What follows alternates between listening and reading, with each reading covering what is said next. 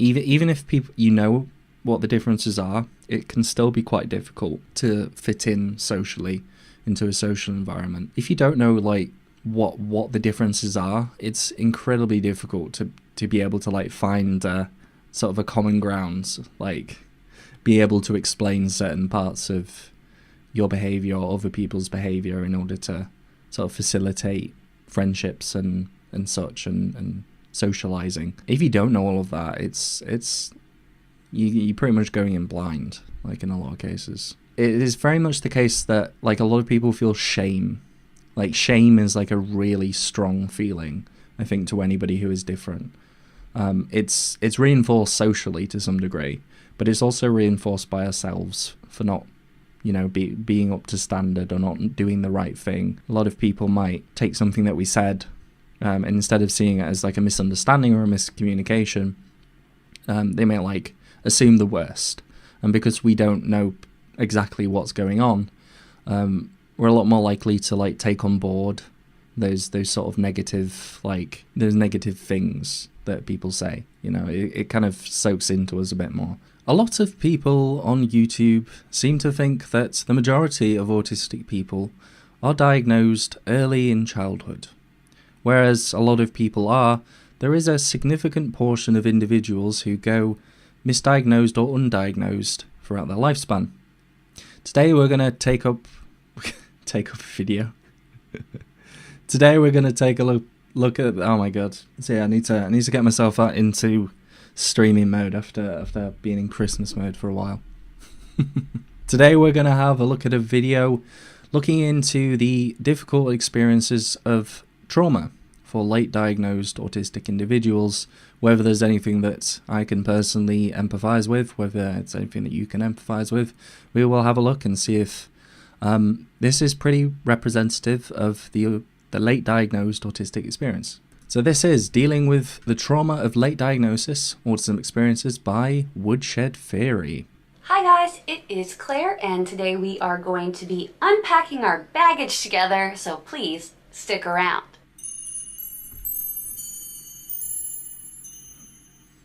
Be serving gothic grandma. Hi friends, it is Claire, and this is my channel, Woodshed Theory. Here I talk about what it is like to be an adult on the autism spectrum and whatever else feels good to me. So if that sounds good to you, please go ahead and subscribe to my channel so you don't miss my videos.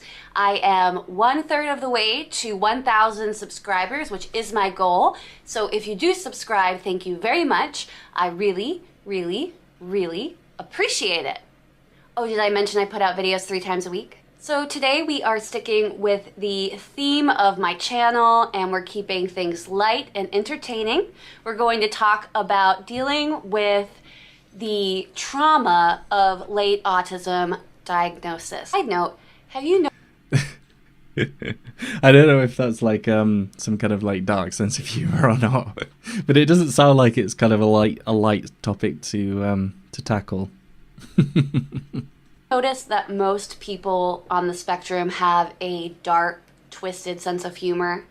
I think that probably has something to do with dealing with the residual depression. I think it's somewhat of a coping mechanism that some people have. Me and my best friend do tend to have some quite dark senses of humor. I think also my brother's quite similar in a lot of ways. I think people in general do it.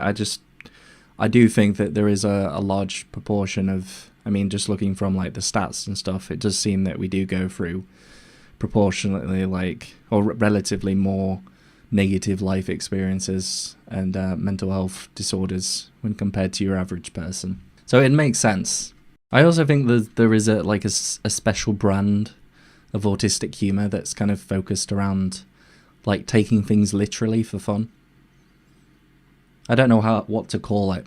I can't think of anything other than literal humor, but it doesn't really roll off the tongue, I don't think. It doesn't really explain what I'm talking about.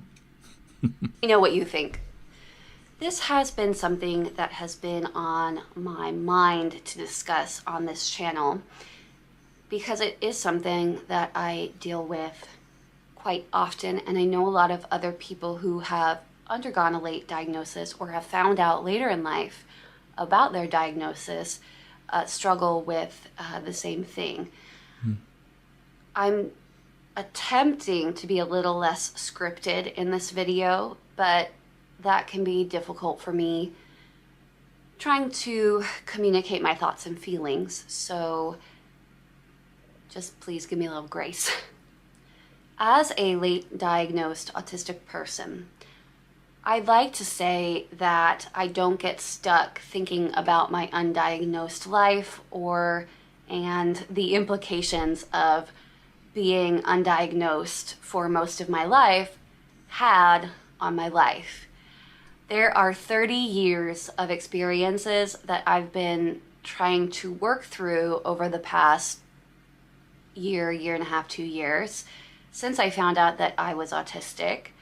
I want to be authentic and honest with y'all and tell you that some days I'm just not handling it okay.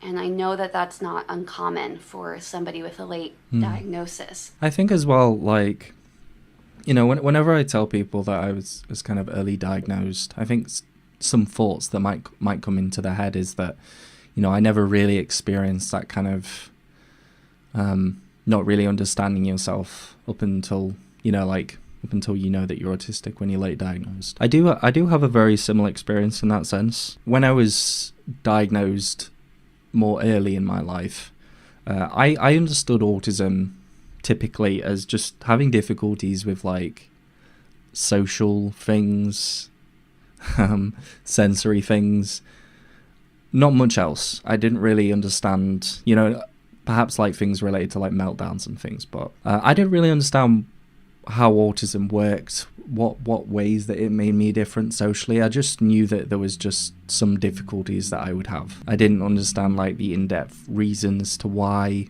the different traits and like a little bit more kind of like nuanced stuff around autism. So in my early 20s, I definitely went through a very similar experience to kind of how late diagnosed adults might explain it.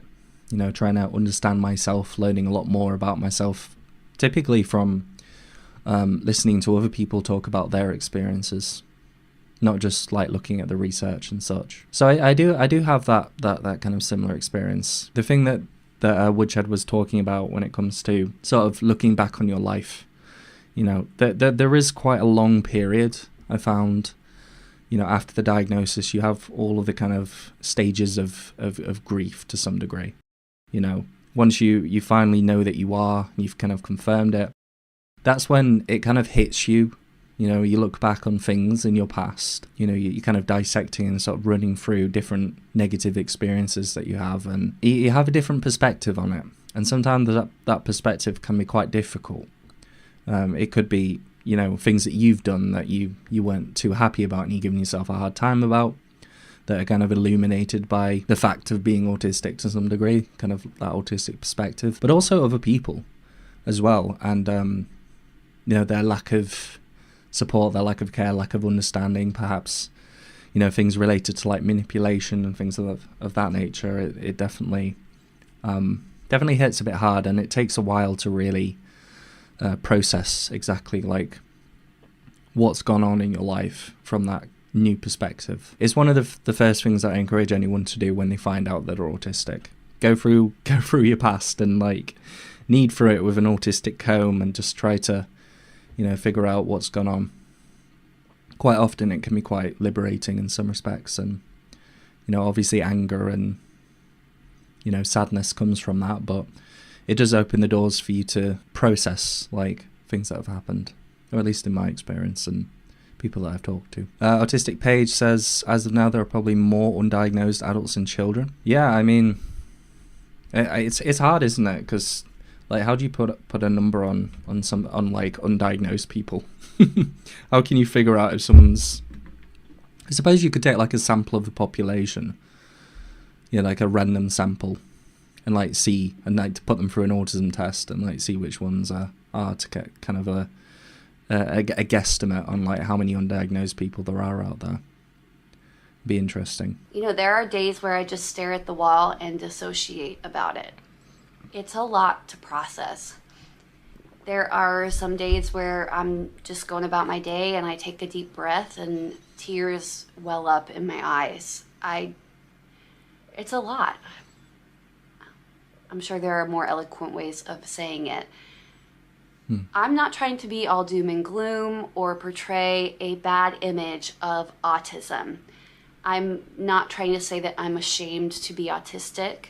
I'm not trying to say that being on the spectrum is a terrible thing. For me, finding out that I'm on the spectrum and working through that has been the most rewarding and helpful thing that has ever happened to me personally.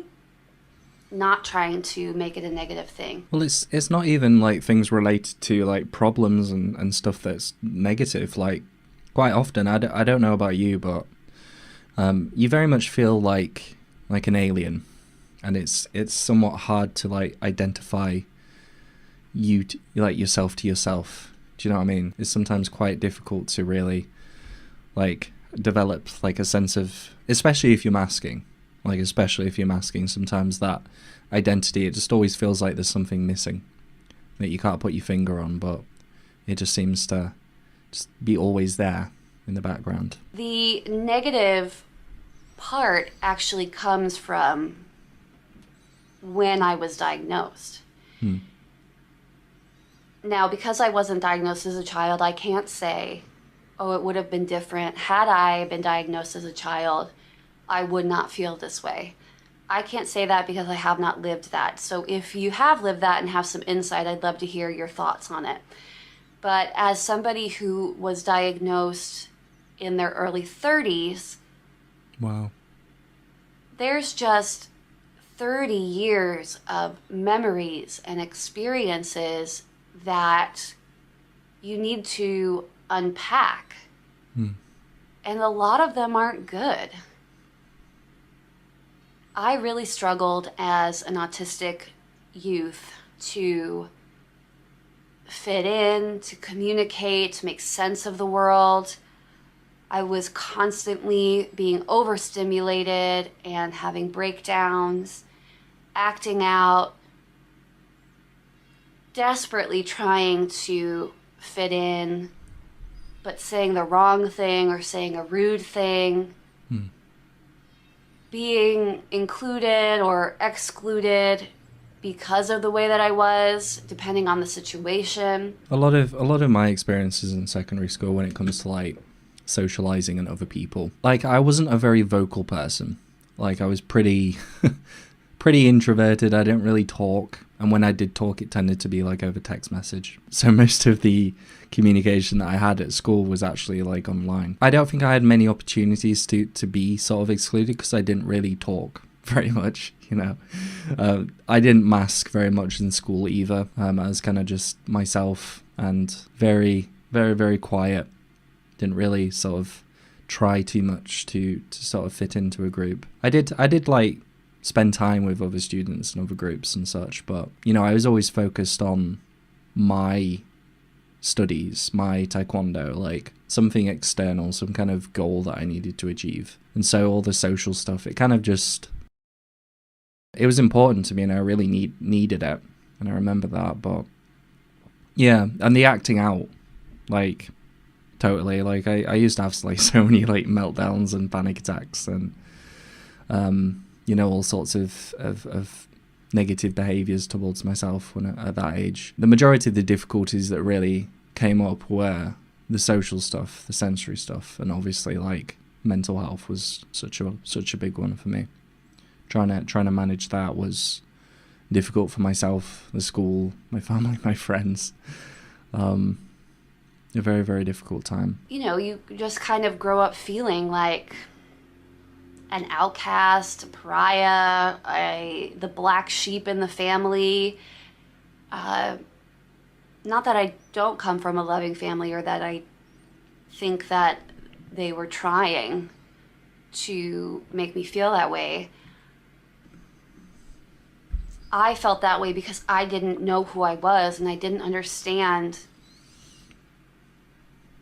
the biggest part of myself, and that was that I was on the spectrum. And when you find out that you're on the spectrum, it is like seeing yourself in focus for the first time. And finally understanding why you are the way that you are and why things have happened in the way that they've happened. Yep, you're both saying exact words and mindset is going through right now. Yeah, I was gonna say it kind of lost on my brain a little bit, but a lot of the ways that, like, you know, when I put on my videos where I'm talking about friendships and sort of social skills and romantic relationships, I do talk a lot about, you know, the differences. And one of the difficulties is that even if people, you know what the differences are, it can still be quite difficult to fit in socially into a social environment. If you don't know, like, what the differences are, it's incredibly difficult to be able to, like, find sort of a common ground, like be able to explain certain parts of your behavior or other people's behavior in order to sort of facilitate friendships and such and socializing. If you don't know all of that, it's you're pretty much going in blind, like in a lot of cases. But then there is maybe a part that you wouldn't think about, and that is, how do you work through the trauma of a life of living with a brain that's different from other people's brains and not knowing about it? I dealt with this kind of when I started getting help for my OCD as well, because I was really, really, really sick for most of my life. Was very impaired by living with obsessive compulsive disorder, and nobody knew, and I didn't get help. And once you get help and you start having some relief in your symptoms, it's hard not to think about how bad things were and how you didn't know how bad things were. Yeah, it's you kind of I know, like, for me, round about that kind of like teenage age, it was, or even to be honest, being a young adult, it's very much like, you know, you're kind of at the age where you do want to, like, what's that, like, find your identity, find yourself, and find where you belong, your tribe. It's very, very difficult when you are kind of feeling like that outsider, you know. As they were saying with OCD, I know that there is quite a big crossover between autism and OCD, both with the symptoms and also, like, the likelihood of someone developing OCD. And I know some individuals in my life who do sort of struggle with that. And it is very much the case that, like, a lot of people feel shame. Like, shame is, like, a really strong feeling, I think, to anybody who is different. It's reinforced socially to some degree, but it's also reinforced by ourselves for not, you know, being up to standard or not doing the right thing. A lot of people might take something that we said, and instead of seeing it as, like, a misunderstanding or a miscommunication, they may, like, assume the worst. And because we don't know exactly what's going on, we're a lot more likely to, like, take on board those sort of negative, like, those negative things that people say. You know, it kind of soaks into us a bit more. I'm the same, and I go through stages of it, to be honest. There's been a couple of times, even sort of past my, you know, era of understanding autism a bit more. Yeah, it's hard sometimes not to, like, default to sort of agreeing with people's perceptions of you, you know, especially if you haven't sort of done the work to, you know who you are and the things that you want to self-advocate for. Hey, totally agree. I'm 27, in the process of a diagnosis now, completely burnt out. I also have EDS and other issues, so videos like these help a lot. I'm off work sick right now. Oh, I'm sorry that you're off work sick. That's not great. Yeah, I mean, the thing is there's so much to do, and so much that people like suggest to do. You know, you see stuff about like unmasking and little things. It is very much information overload, because even if you were to take like a psychology course, like a lot of autistic people seem to do, who are sort of interested in like social dynamics and all that, even then you don't really get a full picture of exactly what autism is. You know, you don't really, it's not until you start sort of digging into other people's experiences, learning from others, that, you know, you start to go, oh, you sort of make connections between, like, for me, that was definitely alexithymia, and I do talk about it a lot, and I received a comment recently on one of my posts says, why do you always have to bring it back to alexithymia? Because it was just so impactful for me. It was just one of those things related to autism that just was like, hey, like, this explains so much about my experience. So just, I don't know, it is a very, like, information overload, but you do have the time to go through it. And I would say that, you know, particularly sort of learning about different concepts and trying to think about times in your life that it might connect to, and perhaps writing it down can be quite helpful. Nida says, shame, I wish I couldn't be shameless, but I don't. So many mistakes and misunderstandings would have been avoided if I knew back then. Well, it's all the hindsight stuff, you know, and I think most people in general do have sort of regrets and things that they look in their past and like, that was a bad misunderstanding, miscommunication. It's so much, like, it just tends to happen so much with us because we are sort of so different. And what could my life have looked like had I known, and had I gotten help sooner? I feel the same way about the autism diagnosis. In life,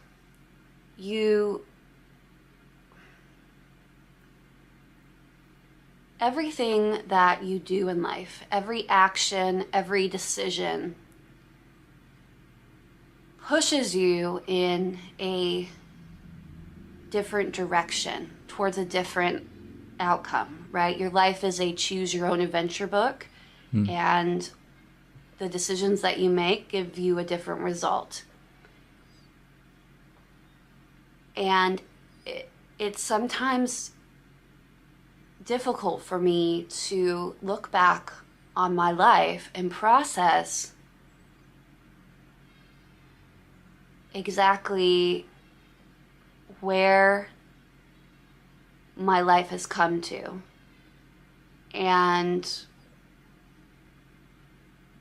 the decisions that I made as an undiagnosed autistic person. I think one of the issues with like those kind of big sort of life decisions is that, you know, quite often we don't necessarily know what would be good for us as an autistic person. You know, we might have this, you know, for me, I wanted to be like Albert Einstein. I wanted to be like in a science lab thinking about like new theories and things. And, you know, I went to uni, I did a biomedical science degree, realized that lab work was pretty boring, and it wasn't anything like that. It's not like I was like growing molds in a petri dish and discovering new bacteria. It was not like that at all. And I didn't realize just how much executive functioning was difficult for me. And it turns out science requires you to keep, especially when you're doing lab work, you have to keep eyes, and you have to think about it, and you have to plan, and you have to like keep track of different things that are happening with the lab, and you have to do it perfectly. And that was just like way too much for my brain to handle. And also people sort of superimposing like what they think life should, like your life goals should be. You know, it could be something related to like society, like it could be the whole, okay, you go to uni, you get a job, you have a relationship, you move in with that partner, then you get a pet, and then you consider having kids, and at work you go in and you work your way up. You know, you go on holidays now and again, you get yourself a car, and you travel places, you know, there's so many kind of like life stages that can just be significantly more difficult for us, and also not always like the best thing to do, like for us in the long term. And you're kind of doing that when you're undiagnosed. You're doing that and you're also not really, you don't necessarily have the input from other autistic people, or from the things that you find easy and the things that you struggle with. So like making those correct decisions and moving forward in life usually just default to like the norm. And so like it can kind of feel sometimes like we're not really in control of things, I would say. I hate labs. 100%. I mean, it was okay. It was good in some respects, I would say. Erin says, when we were in lockdown, that was when I stopped having to mask, and then the world opened up again. I found it hard to start. That was the start of my autism journey. Well, I suppose you could see that in a negative way, but also like, you know, perhaps, you know, unmasking and you know, having that experience and not having to like hide your true self, you know, kind of showed you just how good life can be like if you do that, you know. Uncle Pekka says, my life has been a choosing your own adventure book, where every path I've taken eventually landed on 2 years of burnout page. It's like Snakes and Ladders, but every other square is like a snake. You gotta wait a couple of years. It's like, yeah, I know what you mean. Am I saying the decisions are good or bad? Not necessarily. I mean, do I have regrets in life? You know, that's hard to say, because I do love and appreciate my life right now. But there were decisions that I made in life, and actions and responses to things, reactions to things, that came about purely as a result of me being an undiagnosed autistic person. There were weights that I held inside of myself, being an undiagnosed person, constantly thinking like, okay, what do I do? It's me.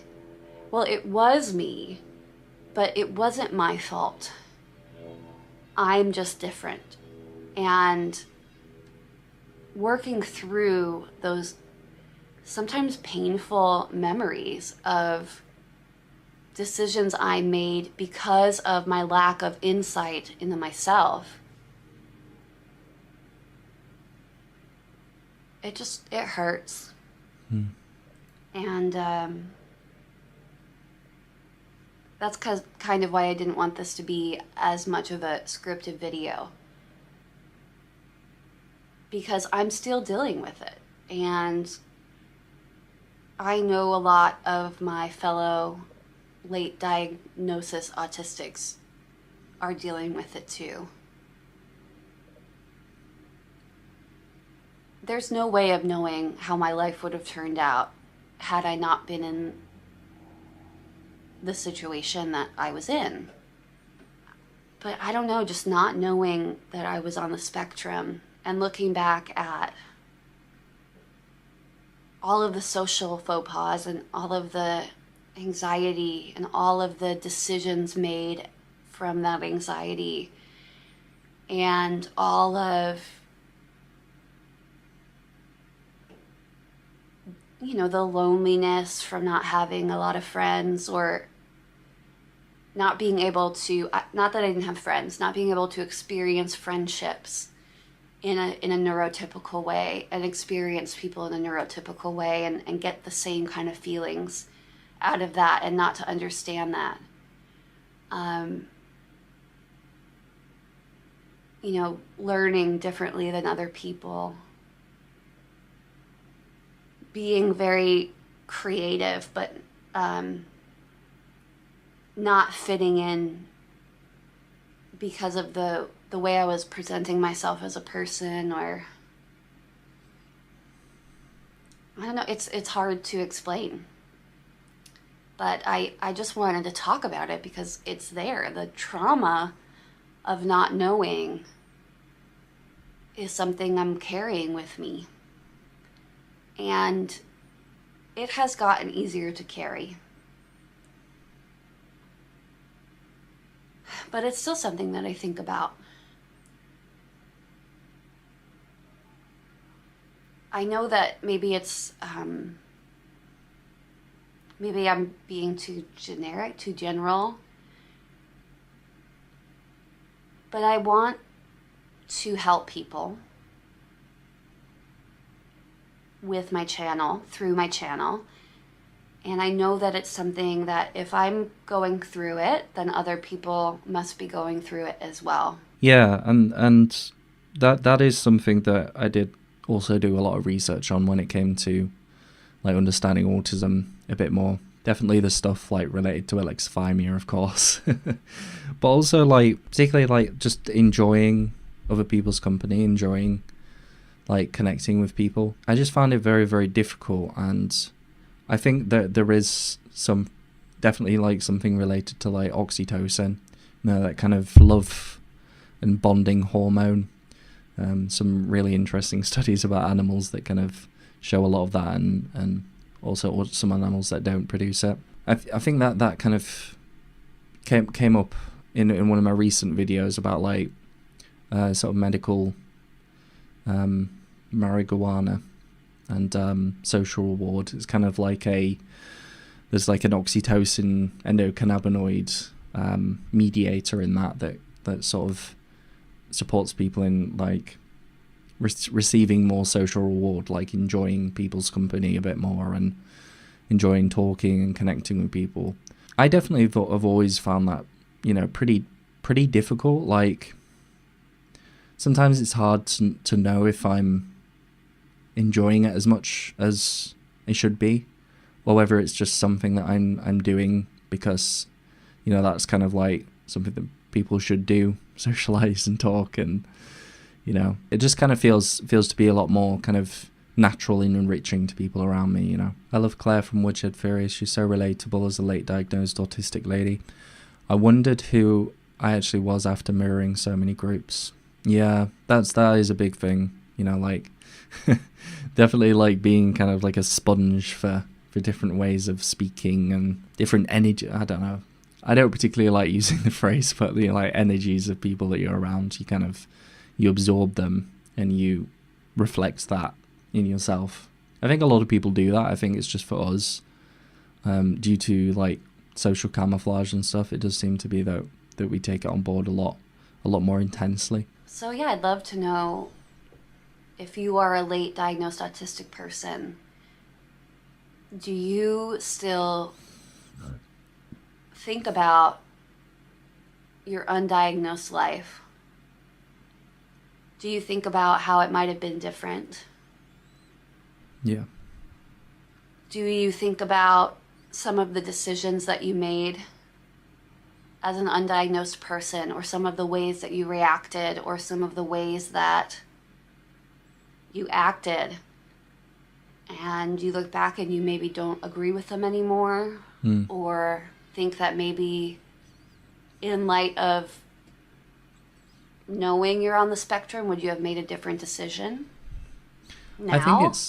I think it's less about like knowing that I'm autistic and more about just not really having all of the pieces of the social interaction like clear in my head as the people around me, you know, just kind of always being a little bit in the dark about certain things, not really like knowing exactly what went on and why people are saying things and how I should react.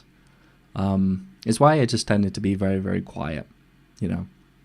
It's difficult to say something wrong when you're so quiet. Now, I understand that if you're watching this video, you might say, you know, it's important not to live in the past. It's important to focus on the present. And, you know, we talk about that in therapy all the time, living in the now.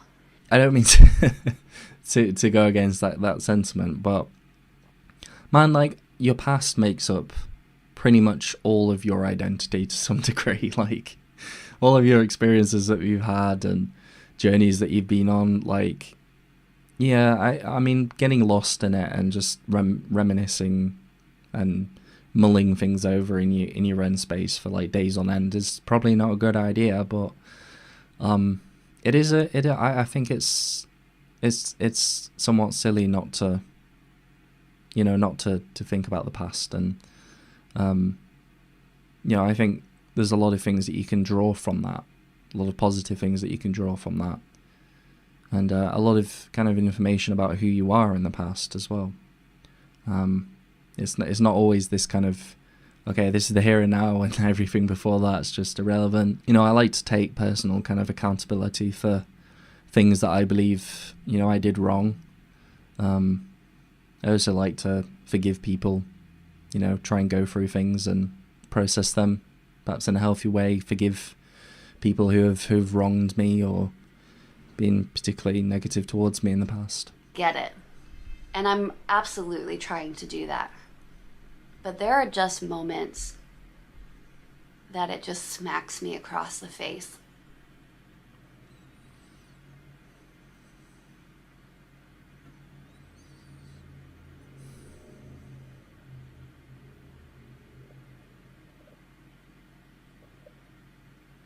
There's like, I don't know, like a mourning period. Mm-hmm. Like It's kind of like grief. a hollow emptiness to it.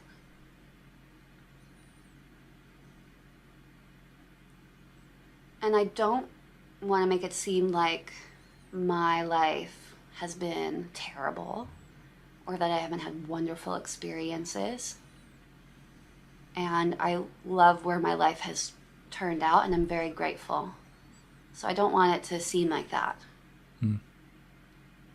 I just want to let people know that it's not abnormal to feel this way, to have that feeling of loss of opportunity.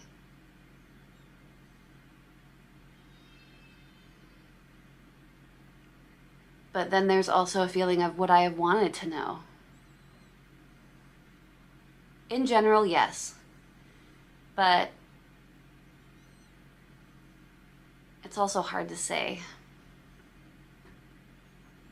Everything would have turned out so differently had I had known. Maybe I would not have pursued my education the way I did, or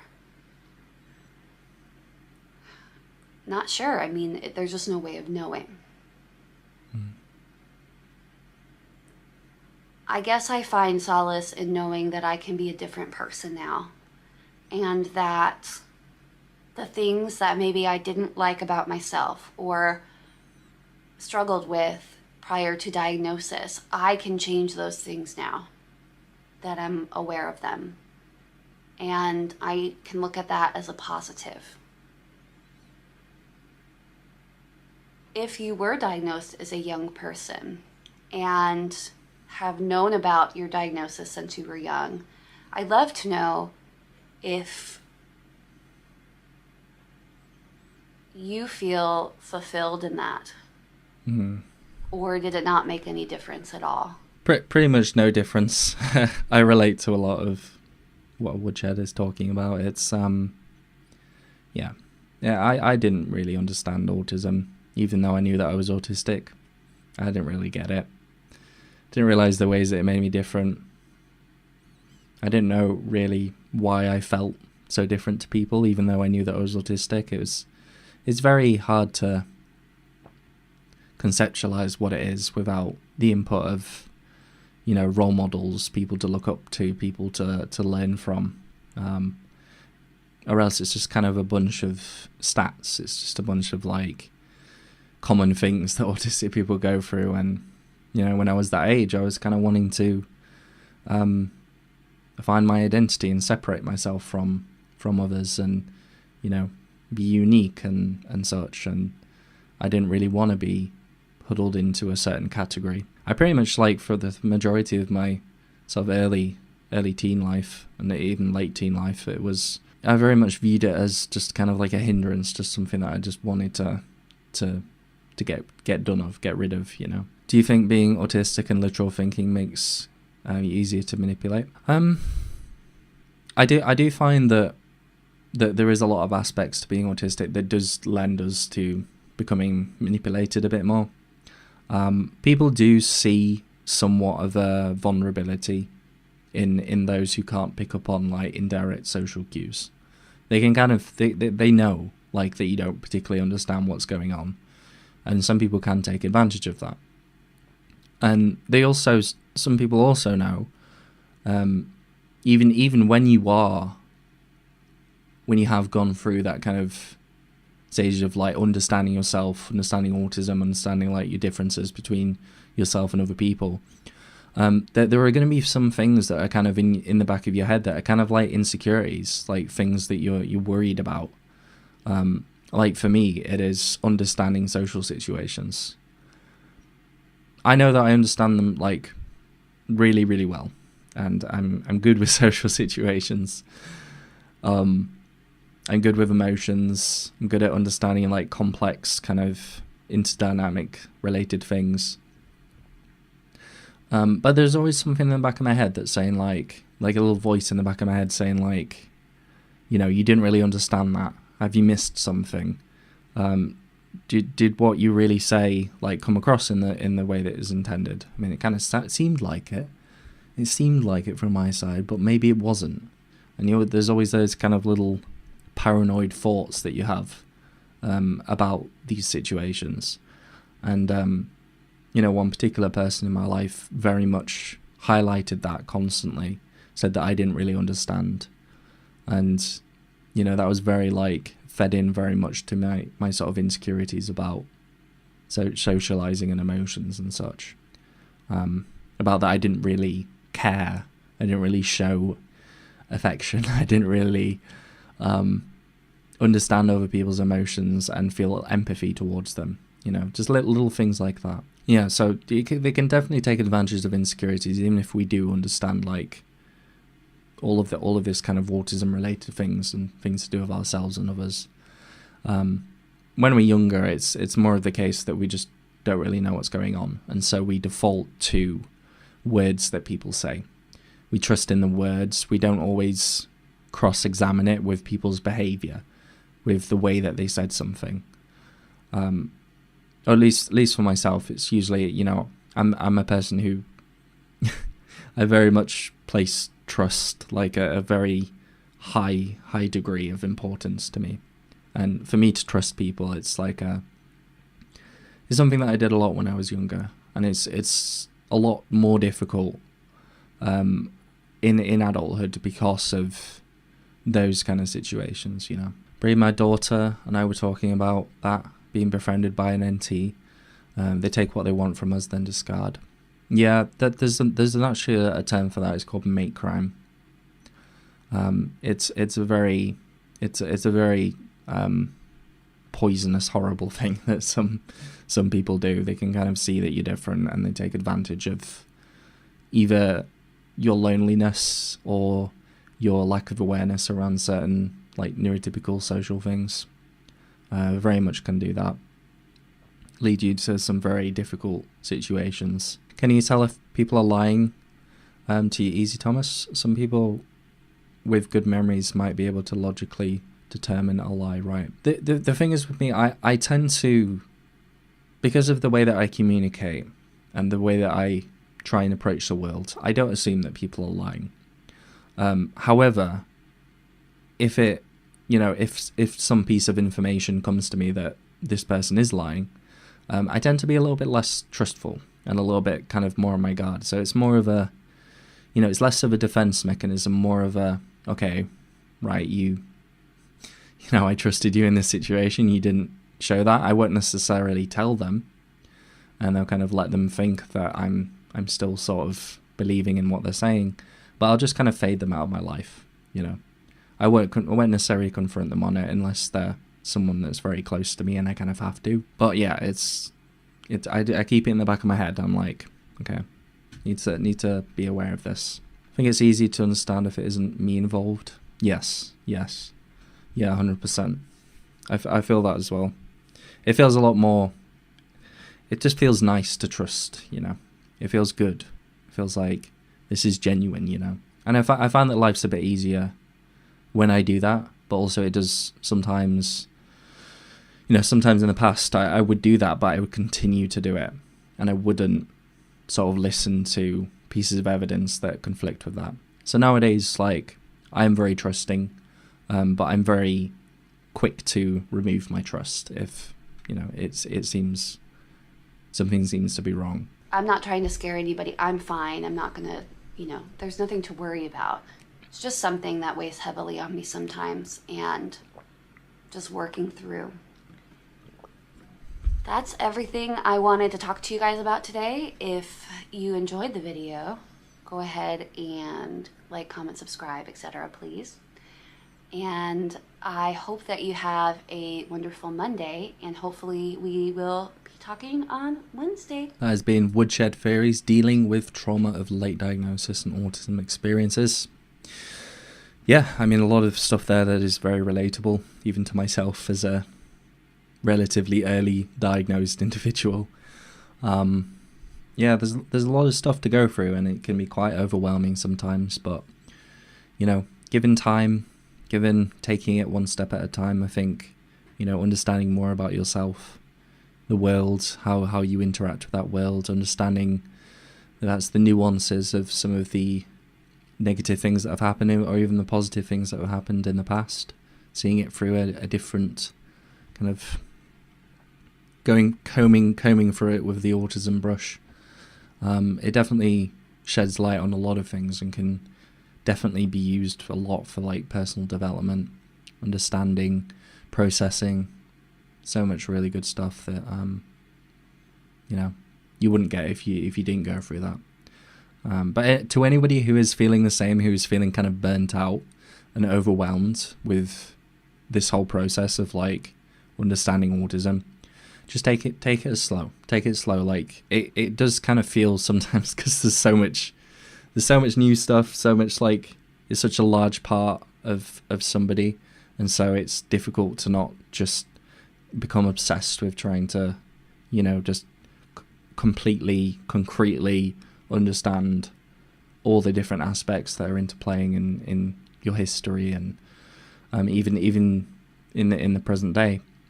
Just taking things slow, and definitely, if possible, trying to find somebody, like a psychologist, to talk to about it. Someone to talk to about it. But it's really great that this kind of stuff is out there in the world. I think it is very, very valuable to sort of express these emotions sort of outwardly. It's definitely something that I used to do on my channel quite a while ago. It's great to see this kind of thing, because it does make you feel a little bit less alone in it to some degree. Like, it's very, very easily relatable. I think a lot of us go through some pretty awful stuff in life. Not to be too depressing, but yeah, please go ahead and check out Woodshed Theory. I think they just hit 10,000 subscribers. Congratulations, Woodshed. And hopefully they'll be in the live stream today. And I'll tag them on the video that I made.